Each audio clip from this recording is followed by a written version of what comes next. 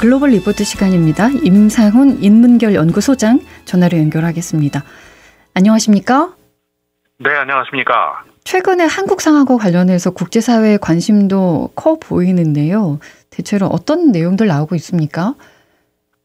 네, 최근 한 달여 동안에 한국에서 벌어지고 있는 이 위기 상황, 여기에 대해서 이제 국제사회도 관심을 많이 가지고 톱 뉴스로 보도를 하고 있습니다. 대체적으로 초반부터 이 한국의 이 국가적 위기 상황, 그리고 이제 거기에 따른 어떤 공권력의 공백 상황, 그리고 이제 국가 권력으로서의 허점이 많이 노출됐던 이런 것들을 지적을 하는 보도들도 많이 있었습니다.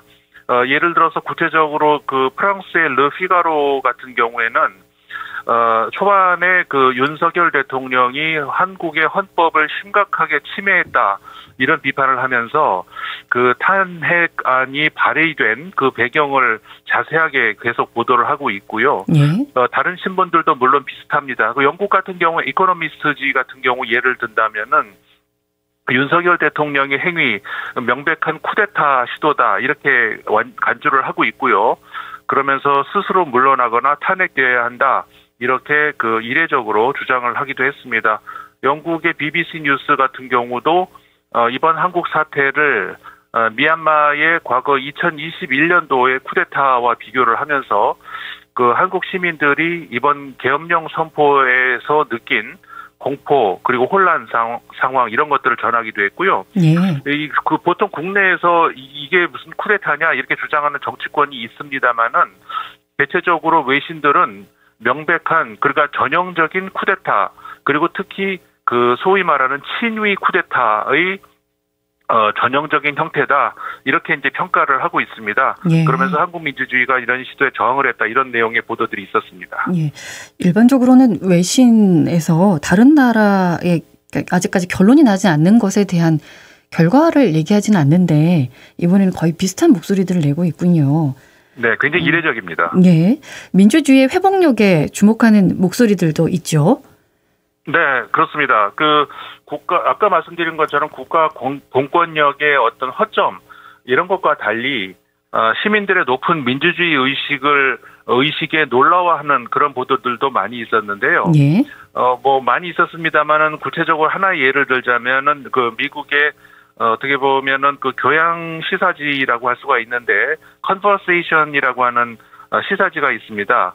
여기 주로 이제 필진이 학자들이 이제 주로 필진으로 참여하고 있는 그런 시사지인데, 하나의 연구 결과가 발표됐거든요. 그러니까 1945년 이후에 민주적으로 선출된 지도자들에 의한 친위 쿠데타가 지금까지 총 46건에 달한다, 이렇게 조사 결과가 하나 발표가 됐습니다. 그러니까는 굉장히 이례적인, 유례가 없다, 이런 보도들이 한국에 있었습니다만은 전 세계적으로 수십 년 사이에 46건이나 있었다고 하면서 그중에 가장 최근의 사례로 이번 한국의 사례를 들었습니다. 그러면서 이제 미국 카네기 멜론 대학교에서 전 세계 쿠데타 사례를 연구해온 존 친 교수가 이제 연구한 결과를 소개를 했는데요. 예. 결과에 따르면은 전형적인 이번 계엄령 선포가 친위 쿠데타에 해당된다, 이렇게 얘기하면서 역시 마찬가지로 국민들의 어떤 놀라운 어떤 정치 참여 의식, 이런 걸로 인해서 빠른 시간에 민주주의를 회복하는 그런 놀라운 민주주의 회복력을 보여줬다, 이런 보도 있었고, 예. 미국의 디 애틀랜틱이라고 하는 역시 시사 전문지인데, 여기서는 현재 미국 상황하고 비교를 하는 그런 보도가 있었는데요. 제목 자체가 한국이 워싱턴에 보내는 경고, 이렇게 얘기를 하면서 미국도 극우 정권이 들어서는 그런 상황에서 왜 우리는 한국 국민처럼 이렇게 막아내질 못하는가, 이렇게 이야기를 하는 사람들이 많다는 그런 내용의 보도도 또 있었습니다. 예. 세계에 선도하는군요, 우리나라 국민들이. 네. 예. 다음 주 월요일에 트럼프 대통령 취임식이 열리지 않습니까? 트럼프 2기 어떤 모습일지 1기 때하고 비교했을 때 비슷한 점, 또 차이점 어떻게 예상하십니까? 지금까지 트럼프 대통령이 이제 일기 때 한 차례 이제 경험을 했었습니다만은, 유사한 점이라고 한다 그러면은 사실 이제 지금까지의 미국의, 특히 미국 공화당의 대통령들과는 사뭇 다른 그런 대통령 모습을 보였었죠. 예. 일단 미국의 국익이 우선이다. 이거는 어느 나라 어느 대통령이나 다 마찬가지입니다만은 국익을 우선한다는 그 논리 자체가 굉장히 완전히 다른 방식의 그런 접근이었는데 이렇게 하다 보니까는 진영을 가리지 않는 외교 그런 성격도 좀 보이고 있습니다. 그러다 보니까 이제 상대적으로 미국의 전통적인 우방국들하고 상당히 껄끄러운 그런 관계를 만드는 그런 경우들이 많이 있었는데 역시 2기 때도 어느 정도 유지가 될 것으로 보여집니다. 예를 들어서 이제 서유럽 국가들 같은 경우 영국, 프랑스, 독일 이런 나라들하고 전통적인 우방국인데 유독 트럼프 시대에 와서는 미국하고 껄끄러운 그런 관계가 되는 1기 때 그랬는데 2기에서도 그런 어떤 외교 관계가 유지될 것으로 전망이 되고요. 그러다 보니까 또 반대로 전통적으로 미국과 어떤 경쟁 관계 혹은 적대적인 그런 관계의 국가들과는 상대적으로 좀 온풍이 불기도 했습니다. 대표적으로 이제 러시아하고 다른 정권에 비해서 트럼프 정권에서는 비교적 좋은 관계를 유지했던, 그리고 또 하나 대표적으로 우리 한반도에서 직접적으로 우리 경험한 것이 북한과의 그런 관계. 예. 트럼프 개인의 어떤 성향상으로도 북한과의 또 대화를 다시 한번 시도를 해볼 그럴 가능성도 충분히 보여지고요. 다만 차이점을 우리가 얘기를 한다면은 과거 1기 때는 굉장히 실험적인 그런 조심스러운 행보가 더 있었다면은 이번엔 더 저돌적인, 그러니까는 트럼프만의 미국 그리고 트럼프의 식의 공화당 이런 정책들이 과감하게 추진될 것으로 보여지고 일단 지금 참모들 인사만 보더라도 1기 때와는 굉장히 달라진 전형적인 친트럼프 진영의 인사들로만 구성된 것, 이런 것들이 이제 1기 때와의 차이점이다 이렇게 볼 수 있을 것 같습니다. 장단점이 다 있을 것으로 보여지는데 이제 어떤 의미에서는 트럼프 2기에 들어서면서 본격적으로 미국 공화당이 역사의 한 페이지를 넘겼다 이렇게 말할 수도 있겠습니까? 네, 그렇습니다. 이게 그냥 단순히 대통령 한 명이 바뀐 그런 것이 아니라 미국의 공화당의 역사가 새로운 페이지가 시작이 됐다, 이런 해석도 가능하거든요. 사실 공화당이 몇 차례에 걸쳐서 이념적인 지형 변화가 있었습니다. 역사적으로 휘그당에 이어서 미국의 어떻게 보면은 보수 진영을 대표를 했었습니다만은 한때는 현재의 미국 민주당과 반대로 공화당이 상대적으로 진보적인 입장이었던 그런 적도 있었거든요. 그게 바로 에이브라함 링컨 당시에 공화당이 그랬었는데 그 이후에는 현재의 구도처럼 민주당과 공화당의 진보 보수 이념 진영이 완전히 이제 뒤바뀐 그런 상황으로 이제 왔는데, 미국의 국력이 이제 크게 성장할 무렵에는 상당히 고립주의적인 그런 태도를 보이기도 했었습니다. 그러다가 네오콘 시대에 들어서면서, 그러니까는 대체적으로 70년대 말 80년대부터는 대표적으로 이제 레이건 대통령이 꼽힐 수가 있는데, 적극적인 세계 개입, 이게 이제 미국의 대외 정책이었습니다. 그러던 것이 이제 트럼프 시대에 오면서 다시 과거의 이제 고립주의로 회귀하는 그런 양상이 보여지고 있거든요. 그래서 이제 과거하고 조금 차이점이 있다면 완전히 패권적인 고립주의다.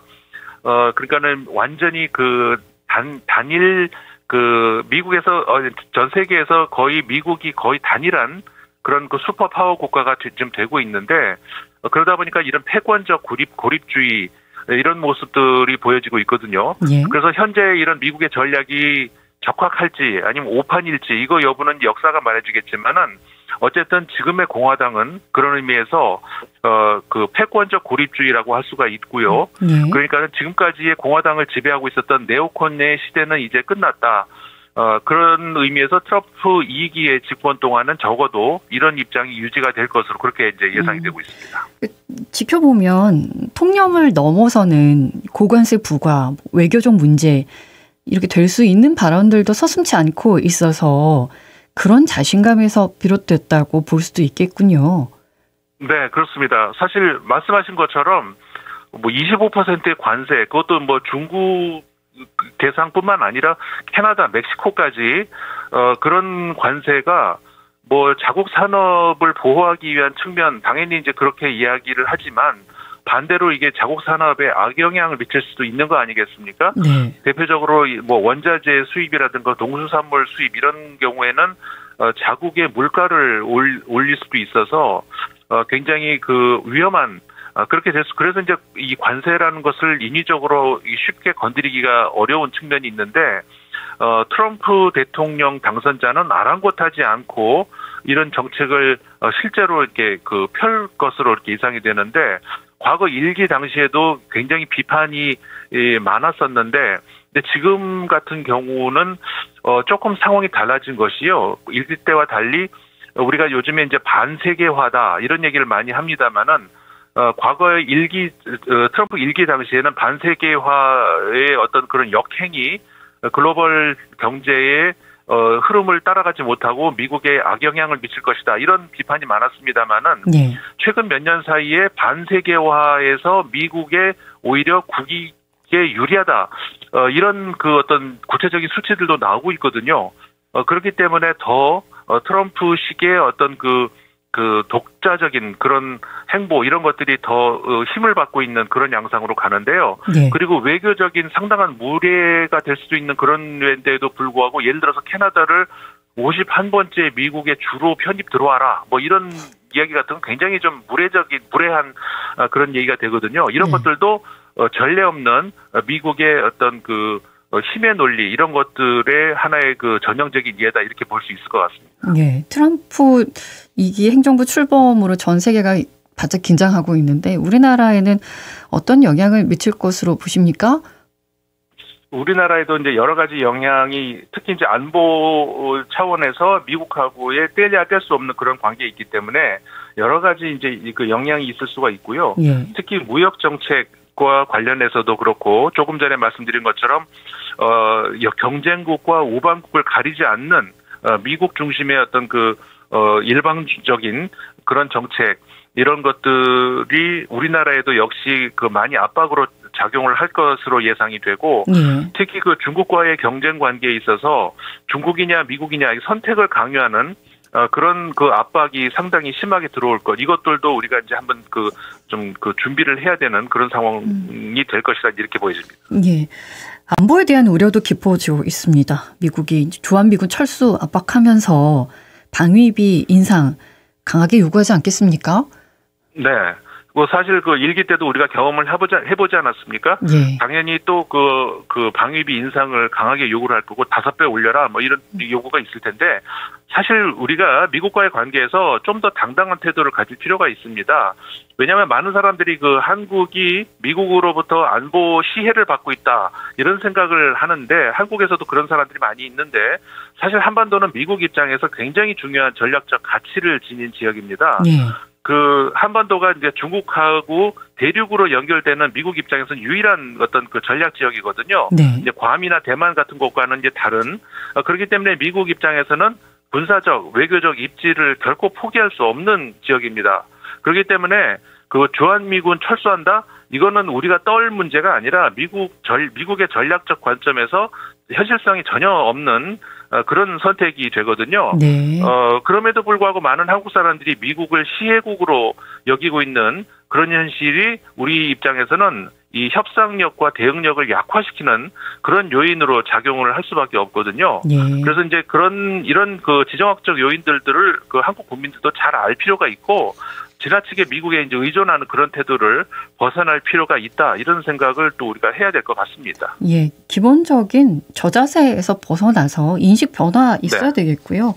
또 맞습니다. 네, 포괄적 전략 동반자 조약, 안보 협력 움직임 나타나고 있다고 하는데 설명해 주시겠습니까?